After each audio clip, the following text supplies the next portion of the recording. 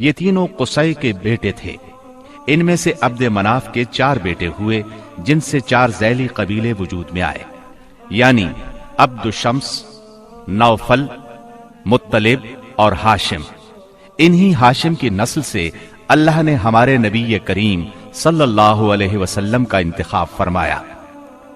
ابن عباس رضی اللہ عنہ کا بیان ہے کہ رسول اللہ صلی اللہ علیہ وسلم نے فرمایا، اللہ تعالیٰ نے مخلوق پیدا فرمائی تو مجھے سب سے اچھے گروہ کے اندر رکھا، پھر قبائل کو چنا تو مجھے سب سے اچھے قبیلے کے اندر بنایا، پھر گھرانوں کو چنا تو مجھے سب سے اچھے گھرانے میں بنایا، لہذا میں اپنی ذات کے اعتبار سے بھی سب سے اچھا ہوں اور اپنے گھرانے کے اعتبار سے بھی سب سے بہتر ہوں۔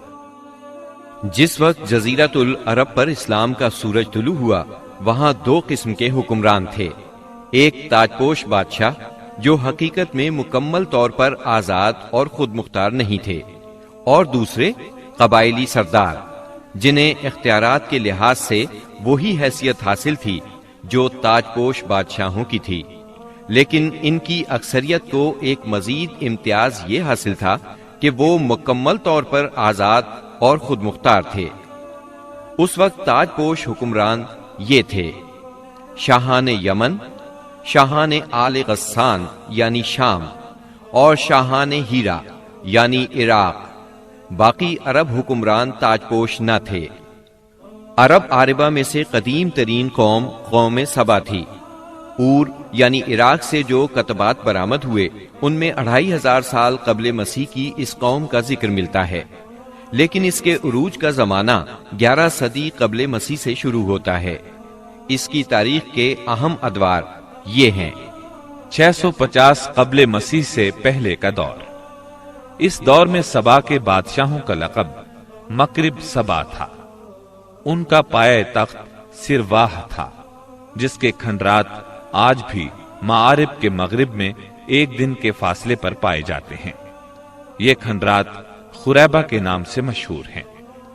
اسی دور میں معارب کے مشہور بند کی بنیاد رکھی گئی، جسے یمن کی تاریخ میں بہت اہمیت حاصل ہے۔ 650 قبل مسیح سے 115 قبل مسیح تک کا دور۔ اس دور میں سبا کے بادشاہوں نے مکرب کا لفظ چھوڑ کر ملک یعنی بادشاہ کا لقب اختیار کر لیا، اور سرواہ کی بجائے معارب کو اپنا دارالسلطنت بنایا۔ اس شہر کے کھنڈرات آج بھی صنعاء سے 60 میل مشرق میں پائے جاتے ہیں۔ 115 قبل مسیح سے 300 عیسوی تک کا دور۔ اس دور میں سبا کی مملکت پر قبیلہ ہمیر کو غلبہ حاصل رہا، اور اس نے معارب کی بجائے ریدان کو اپنا پایہ تخت بنایا۔ پھر ریدان کا نام ظفار پڑ گیا، جس کے کھنڈرات آج بھی شہر یریم کے قریب ایک دائرہ نما پہاڑی پر پائے جاتے ہیں۔ اسی دور میں قوم سبا کا زوال شروع ہوا۔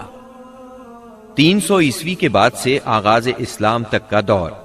اس دور میں یمن کے اندر مسلسل اضطراب اور انتشار برپا رہا۔ انقلابات آئے، خانہ جنگیاں ہوئیں، اور بیرونی قوموں کو مداخلت کے مواقع ہاتھ آئے، یہاں تک کہ ایک وقت ایسا بھی آیا کہ یمن کی آزادی سلب ہو گئی۔ چنانچہ اسی دور میں رومیوں نے عدن پر فوجی قبضہ کیا، اور ان کی مدد سے حبشیوں نے ہمیر اور ہمدان کی آپس میں کشمکش سے فائدہ اٹھایا، اور 340 عیسوی میں پہلی بار یمن پر قبضہ کیا۔ یہ قبضہ 378 عیسوی تک برقرار رہا۔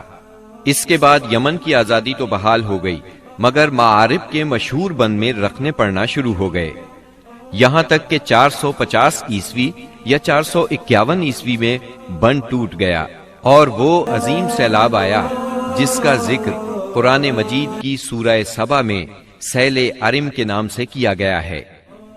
پھر 523 عیسوی میں ایک اور سنگین حادثہ پیش آیا، وہ یہ کہ یمن کے یہودی بادشاہ زون واس نے نجران کے عیسائیوں پر ایک ہیبت ناک حملہ کیا۔ انہیں عیسائی مذہب چھوڑنے پر مجبور کرنے کی کوشش کی۔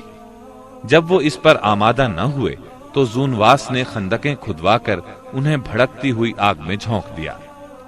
قرآن مجید کی سورہ بروج میں اسی لرزہ خیز واقعے کی طرف اشارہ موجود ہے۔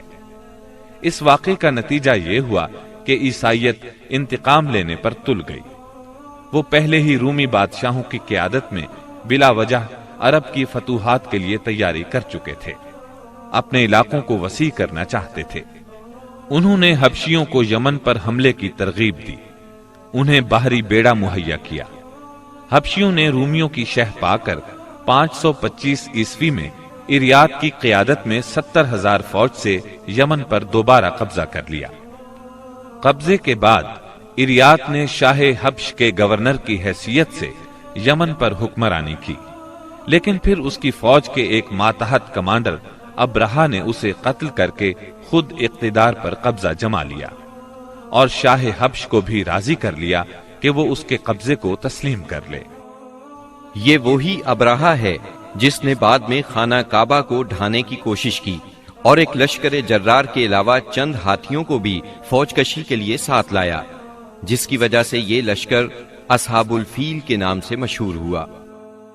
عراق اور اس کے نواحی علاقوں پر سائرس اعظم کے زمانے ہی سے اہل فارس کی حکمرانی چلی آ رہی تھی۔ اسے کوروش کبیر، خورس یا سائرس ذوالقرنین بھی کہا جاتا ہے۔ اس کا زمانہ 557 تا 529 قبل مسیح ہے۔ اس کے مقابلے میں کسی کو آنے کی جرت نہیں تھی، یہاں تک کہ 326 قبل مسیح میں سکندر مقدونی نے دارا اول کو شکست دے کر فارسیوں کی طاقت توڑ دی، جس کے نتیجے میں ان کا ملک ٹکڑے ٹکڑے ہو گیا اور طوائف الملوکی شروع ہو گئی۔ یہ انتشار 230 عیسوی تک جاری رہا۔ اسی دوران میں قحطانی قبائل نے اپنا وطن چھوڑ کر عراق کے ایک بہت بڑے اور شاداب سرحدی علاقے پر بود و باش اختیار کر لی۔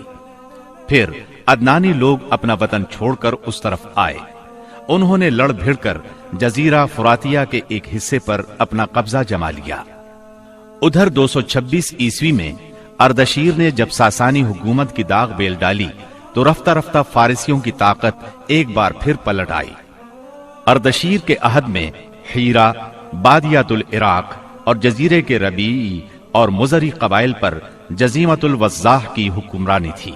شاہان حیرہ کے پاس فارسی فوج کی ایک یونٹ ہمیشہ رہا کرتی تھی، جس سے بادیہ نشین عرب باغیوں کی سرکوبی کا کام لیا جاتا تھا۔